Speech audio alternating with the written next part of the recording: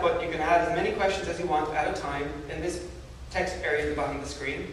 You have a bunch of different question types. You can see you've got a big selection of question types there, and some of those have different flavors. When you select them, it gives you additional options and things like that. Okay. So I'm going to pick radio for this demo, and what I have is a text file here with some sample questions to keep the airline theme. I'll just paste them in here. Alright, so what I'm doing here is I'm keeping the questions and answers on separate lines, and I'm leaving a blank line between separate questions. And by clicking the parse questions button, it will just read that. It will convert those into questions, as you can see in the bottom of the screen there. And if you're happy with that, just click the save button.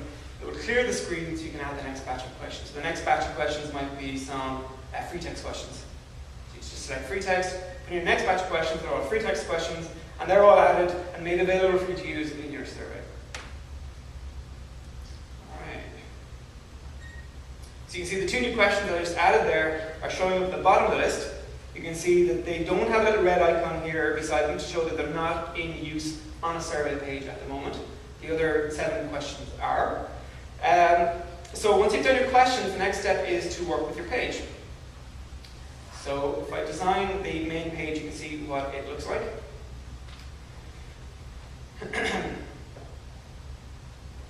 Alright, so you can see here that this is our survey designer. So this screen here is basically just a drag and drop screen where you drag items from the left hand side of the screen into the design area on the right hand side. Now rather than mess up this page, what I'll do is I'll just go to my second page, which has the format.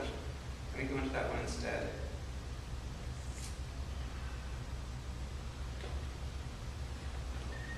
There we go. Okay. So what I want to do is just add these questions onto the page, my 2 new questions that I just added a minute ago. So you can see all you've got to do here is just drag them onto the screen. And you can reorder them when they're on here. So you can see how easy it is to just put your survey together. On the left-hand side, we've got different panels here for different types of content that you might want to add to your survey. So we've got things like forms, progress bars, HTML panels, some simple forms down there. The other options here are for page navigation. So if your page or your survey has multiple pages, you can put in the next button or the finish button by just dragging one of these buttons onto your survey page. Questions is a list of all the questions if there's any available to use. Design other survey pages will let you jump to other survey pages, to the designers for other survey pages, to see, to allow you to design those pages without leaving the designer. The theme, you can see there's a number of different style sheet themes here, and I'll show you those in a minute, show you those in action, show you what the difference the style sheets can do to your survey. And then the survey deployment options are here as well. They're also available out on the main survey module. I'll show you that in a second. Alright, so we just close that down.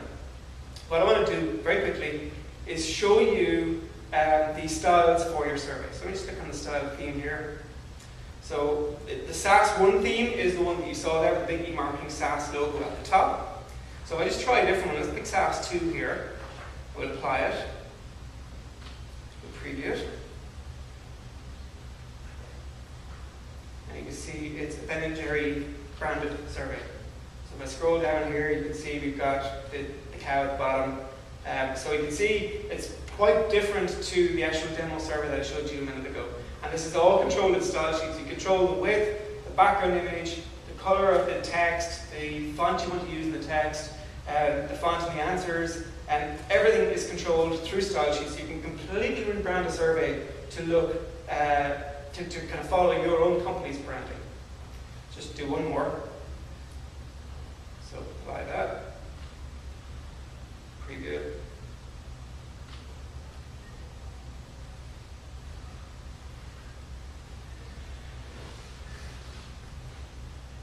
And you can see again, this is another different theme. You can see the fonts are quite a bit different in this one. They're quite dramatic. I forgot what the font's called now, but you can see it's quite different to the fonts from the other survey. We've got a nice kind of shaded background as well, so it looks quite attractive. All right, that's enough of those styles. So you can see we can completely rebrand the survey, and it's quite a nice feature to have available. The deployment options then, this is an actual link that's generated that you can use to deploy your survey. So You can take this link, you can add it to eMarketing, you can send it out by email. That's all there is to say really. It's just that's the link you use to deploy your survey. So once your survey is done and you have deployed, the next step is to look at the results. You want to see what people say for your survey. Alright, so if we go into results, got our demo survey here, we've got 16 responses for this survey. If I click on the graph icon here, you can see all of the questions that are graphable are available on the left-hand side. And we can select a question, and it will show us a graph of the results for that question. So you can see the preferred airline for the survey is Aer Lingus. It's the biggest rating at the bottom there. And you can see as I click down through the other options, you can see the different ratings available for those particular questions. Alright, let's go ahead and data on that one. Likert slider. And then some question types have pie charts as well, as you saw in my PowerPoint piece earlier on. So you can generate pie charts for these questions as well. All right, we can look at results by individual respondent.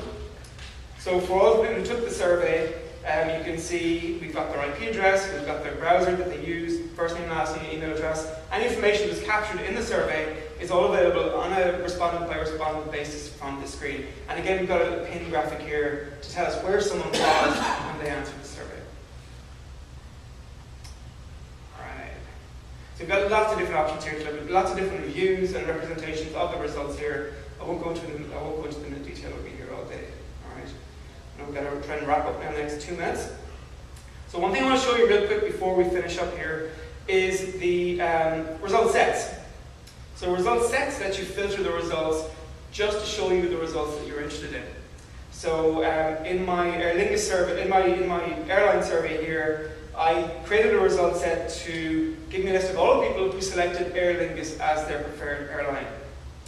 So basically, it's like the query builder functionality that I explained earlier on in segmentation. So it's very, very simple. It's all done through the GUI here. You don't need to be kind of a technology guru to kind of figure this out. All you got to do is go to the filter screen here. You pick a question. So in this case, I've just done what is your favorite airline equal to Aer Lingus, and you can see all the airlines for that question are listed here. So when I build this result set, it gives me a list of the 8 or 9 people that gave this particular answer, and then I can follow up with these people and send them an email. All right, let's just wrap this up really quickly. We started late, so I have excuse. All right, we've also got a special result set type here called a crosstab, which allows you to show the results by airline. So in this case, I've got a crosstab by airline. If I click on the print icon here, you can see that it gives me a report with all the results given, but on an airline by airline basis. So you can see the airlines listed across the top there, and you can see the numbers, the responses that people gave on an airline by airline basis. So it allows you to compare two answers, or 2 or more answers, as you see here, side by side.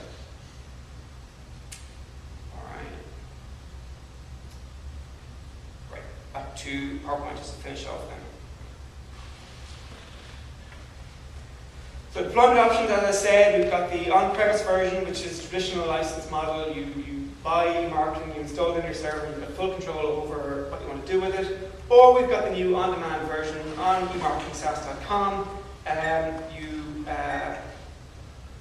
You create an account, 1,000 free emails or 1,500 free emails if you take my card, and you just buy blocks of emails as you want to use them, as you need them. All right, product demo I did. A quick case study there. I won't go into this in detail now because we're over time, but the case study in this presentation is in the, it can be downloaded from the Perspectives website, where you can actually see the detail for that case study, so I don't have time to go through that now. And then my contact details are there on the last slide. So feel free to take the product flyer there on the middle table. My business card is there as well. If you have any questions, I'm down in the Solutions Pavilion for the next 3 days. So drop down, see me. I can show you some of these things in more detail. I know it's very high level now for this presentation, so if you do want to see something in more detail, come down and say